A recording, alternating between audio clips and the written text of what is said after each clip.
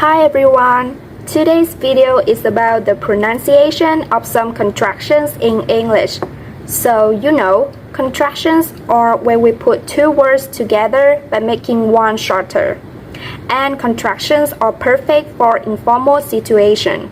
For conversational English, a native speaker uses them all the time. So let me start. Let's take a look at had and good first in the positive sentences. So we have I had, I good, become I'd. You had, you good, become you'd. He had, he good, become he'd. She had, she good, become she'd. They had, they good, become they'd. We had, we good, become we'd. And it good, become it'd. So, one tip for you that you have to cut the final sound short. Hold your breath after pronouncing its vowel. So, let's imagine when I standing alone, you pronounce I, but when it combined with good or had, it becomes shorter. I'd. For example, I had better do my homework will become I'd better do my homework. I'd better do my homework. Another example, I would like you to meet my wife becomes I'd like you to meet my wife. I'd like you to meet my wife. So similarly, when you standing alone, you pronounce you, but when it combined with good or had, it becomes shorter, you'd. For example, you had gone to the cinema, become you'd gone to the cinema. You'd gone to the cinema. Another example, you would have really liked it, become you'd have really liked it. You'd have really liked it. So, have you got this? Let's practice quickly with another contractions. Here, I have an example. He had already spent money. How could you pronounce this contraction?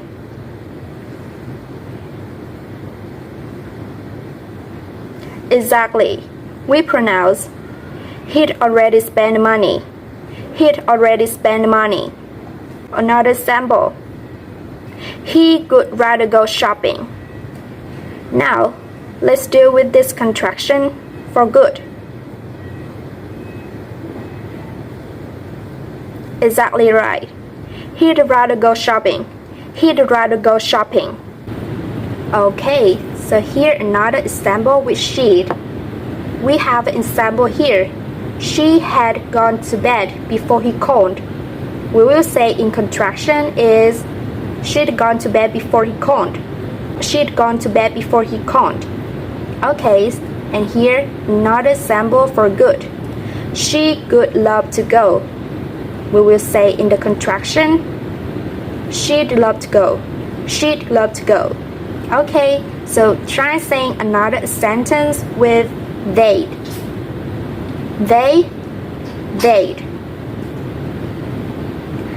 For example, they had eaten before coming over. We will say it. They'd eaten before coming over. They'd eaten before coming over. Or another example with good. They would have worked if the weather had been better. Become they'd have worked if the weather had been better. Okay? So here, another example for we'd. Repeat the sentence after me. We'd have forgotten to take them. And we'd like to go again. We'd like to go again. Okay. So let's try one more time with it. It would be great if you could come watch our try tonight. So let's turn into the contraction that is it'd be great if you could come watch our try tonight. So here the question, how do we know if the contractions like I'd and we'd are representing for had or good? So here are some rules to follow. Good is followed by an infinitive. For example, she good go, she'd go. I good love, I'd love. And good also followed by present perfect tense. For example, they'd have slept, I had given. But had is followed by a past participle. I'd eaten, I had eaten. He'd gotten, he had gotten. So, what about the negative contraction for good or had? When we put not for good not, how could we pronounce the contraction? So, good not will become good'n. It's not I'd not, he'd not, she'd not, they'd not, because they doesn't sound right. So, here's an example for you. I would not buy it if I were you. Will become I wouldn't buy it if I were you. So, in short, good not become good'n. Good'n. Listen to me. Good'n. Good'n. So, let's imagine you are a boss and you just say So, you have to say in your throat and combine with the good. We will have good'n. Good'n. So, let's say another example. I wouldn't buy it if I were you. You wouldn't believe me. Let's try one more time. He wouldn't know it. She wouldn't go to the dinner with you. Okay, so here your turn, trying to say another sentence.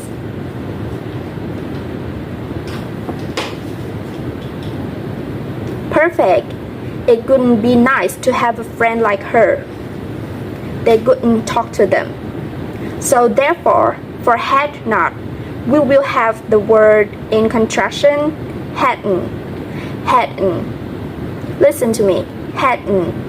Hadn't. So for example, we will have I hadn't left until midnight. I hadn't left until midnight. Repeat the sentence after me. You hadn't come here unless your mom agreed. You hadn't come here unless your mom agreed. She hadn't finished reading when he called. She hadn't finished reading when he called. Try one more. It wouldn't be nice if you behave like that. It wouldn't be nice if you behave like that. The next one is the contraction from you are. It will become your. Your.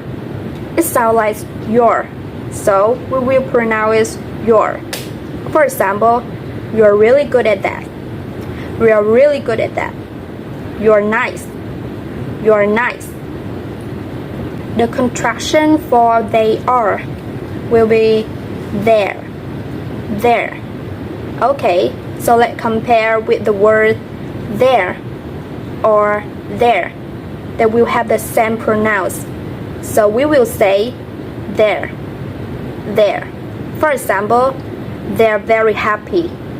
They're very happy. Or they're never going to win. They're never going to win. Here is the contraction of the form we are. It will become we're. We're. Let's pronounce we're. We're. For example, we are happy to see you. We are happy to see you. Or we are planning on going next week. We are planning on going next week. Another form of contraction is were plus not will become weren't. Weren't. Listen to me. Weren't. Weren't. But you can drop the T. So we will speak faster. Weren't. Weren't. For example, weren't you tired? Weren't you tired? Or they weren't happy when we were late. They weren't happy when we were late. It will the same for are not will become aren't. Aren't. Listen after me. Aren't. Aren't. We will drop the T. Aren't. Aren't. For example, we aren't home. They aren't coming here. But here are some problems. When we have this sentence, they are not going on a holiday. So you can contract this to they are not or they aren't. So which one is correct? Don't worry, both are correct, and it doesn't matter which one you choose. So here another contractions for is not will become isn't, isn't. But we will also drop the T, so it will become isn't, isn't. Listen, isn't. She isn't talking to me. She isn't talking to me. He isn't eating. He isn't eating. So, was not will become wasn't, wasn't. But we will also drop the T like the three contraction above, so we will have wasn't, wasn't. For example, I wasn't sad at all. Or, he wasn't happy when I saw him. He wasn't happy when I saw him. Okay, so here's one tip for you, that we don't use the contraction at the end of the sentence or a clause. For example, when a person asks you, "Are you having fun?" So we don't just reply, "Yes, we're." We will reply is, "Yes, we are." But if you want to answer in the contraction, you have to add something later. For example, "Yes, we are having fun." Yes, they are having fun. Okay, so here are some contractions that native speakers use in their informal English. Let's have a look back on what just we learned. I had, I good, I'd. You had, you good, you'd. He had, he good, he'd. She had, she good, she'd. They had, they good, they'd. We had, we good, we'd. It good, it'd. Good not become good'n, good'n. Had not, hadn't, hadn't. Your, there, we're, weren't,